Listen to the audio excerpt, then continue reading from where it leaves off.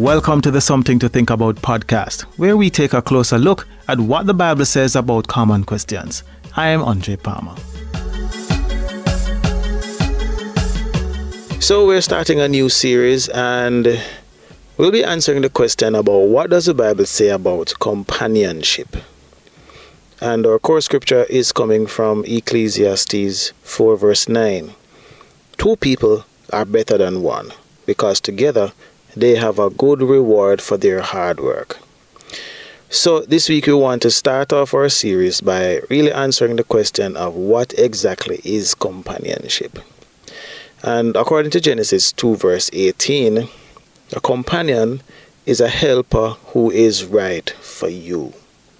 So that's the whole idea of who is actually a companion, a person who is right for you. How do you know the person is right for you?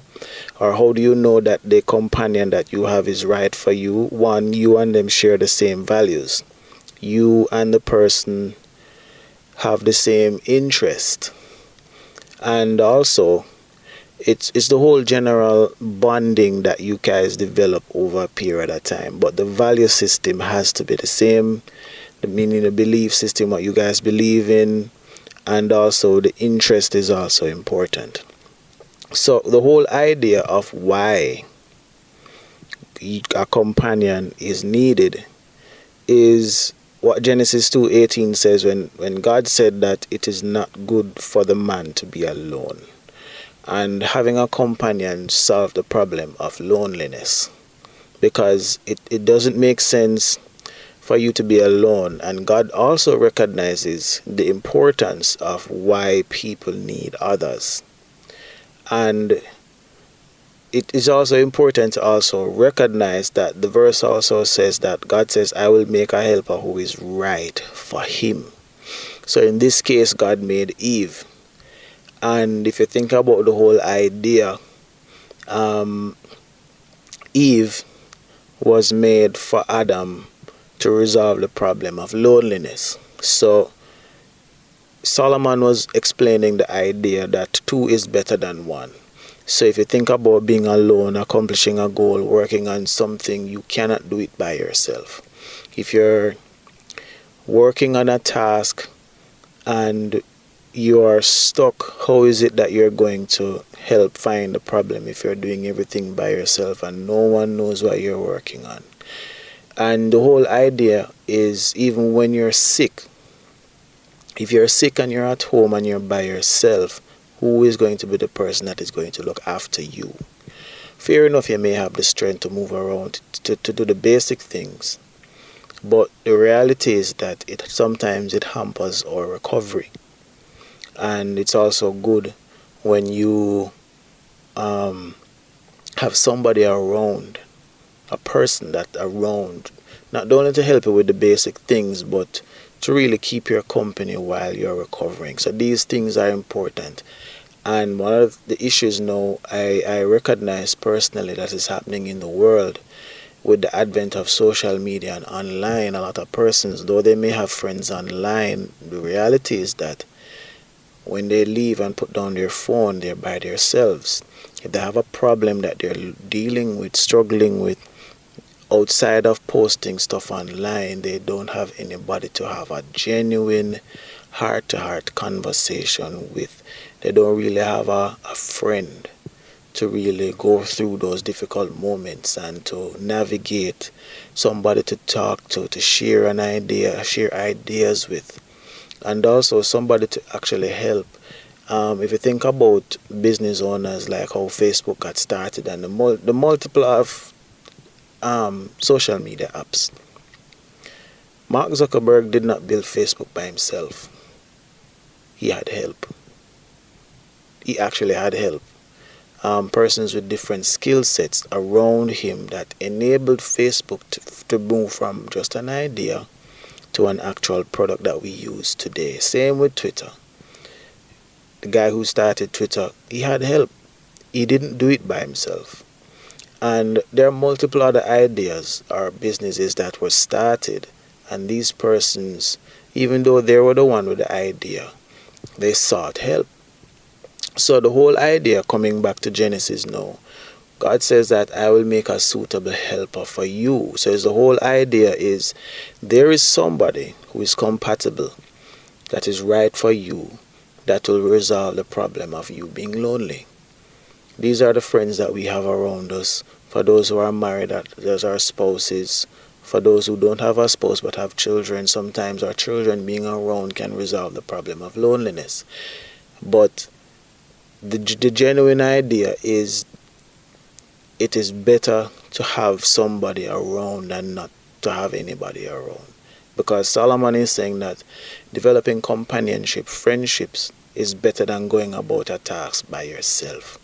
And that's a general idea I want to share with you in this part one of our multiple series for this month of February, is the whole idea of getting to understand what exactly companionship is.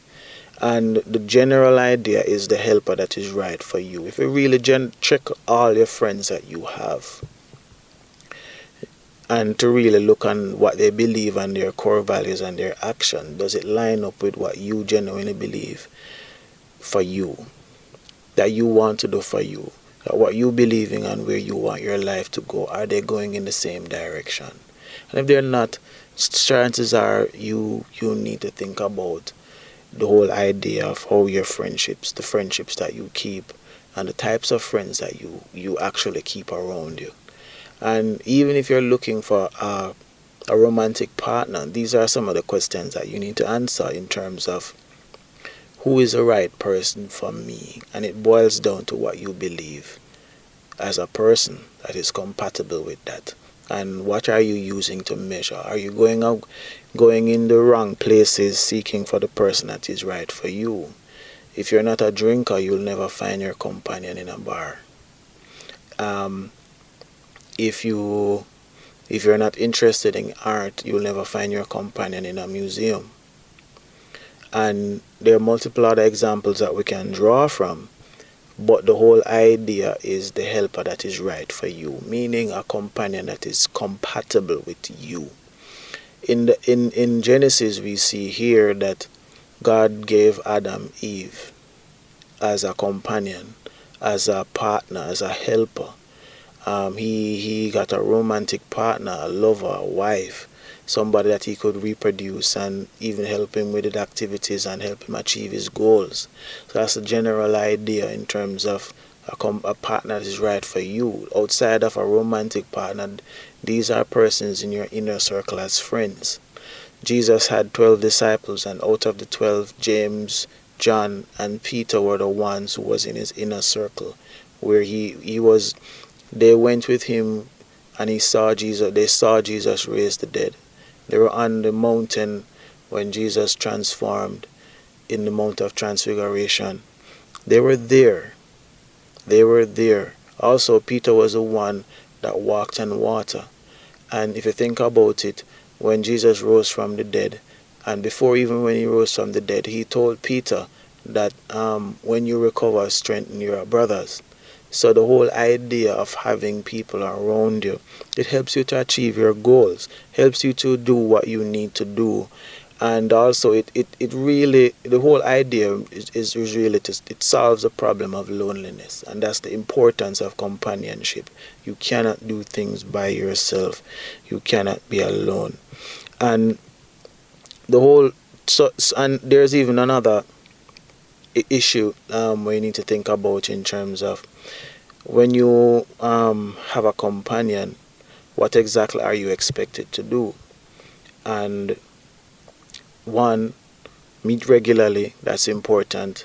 Two, a companion is always glad to see each other. So when you have your friends or your companion, the whole idea of enjoying the person's company is important. You cannot say you have friends and you don't enjoy their company. That's a totally contradicted activity right there. You can't be in the company of persons you hate. You have to be in the company of persons you enjoy being in their company. The other idea is that companions speak with each other. They share. They talk about stuff. And this is the beauty of resolving loneliness. If you have a problem, you can ask your friend, how is it that you solve this problem? If the person is a parent and you are a parent and there's something that you're not sure about, you can ask that person who is a parent how did they deal with that problem. And this is even important if the person's child is older than yours. So you can draw from their experiences as a parent to help you resolve and navigate that road and that season of early parenting. And that's important when it comes on to the expressions or what exactly do companions do. The other thing is that companions help each other know what to do. So in the case of in Exodus 4 verse 16, the Lord became angry with Moses and asked, "What about your brother Aaron the Levite? I know he can speak well. He's already on his way to meet you, and he will be very glad to see you. You will speak to him and tell him what to say, and I will help both of you speak, and I will teach you both what to do." So the importance of companionship is even to help each other grow, tell each other what to do. So if you think about two parents being friends, if one has a problem with the child parent, the next one can help them navigate solutions or even point them in the right direction. Like, for example, if you have a child who has a learning challenge, maybe the person have a friend who is a teacher, know somebody who is a teacher who specializes in that area, and they can point you in the right direction of seeking help. And that's the importance of having persons and the companionship or friends in your corner. The other thing now is that they can speak on your behalf. So if you're having difficulty, so for instance you're sick and you're not being able to really navigate or not sure what to do, they can actually seek help on your behalf. And sometimes the whole idea of a power of attorney and some persons conducting business on your behalf, these are the things and the benefits of having companions. For example, if you're married or you're going away, you can write a power of attorney and your wife can do business on your behalf until you return. I know there are integrity issues with that, and sometimes persons ask people to do stuff and it don't work out, but that's besides the point. The whole idea of having access to persons with integrity to help you do your work, this is important. And the last thing is you get help, genuine help, tangible help, resources, boots on the ground, physical help of persons actually walking with you to help you resolve the problem that you have.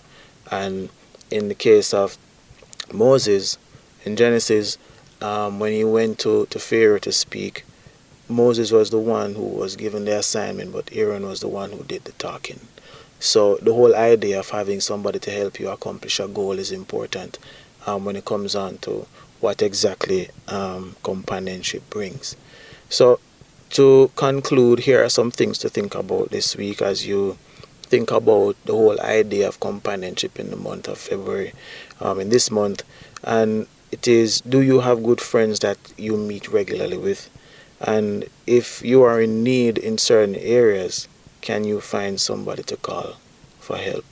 Something to think about as you go through your week.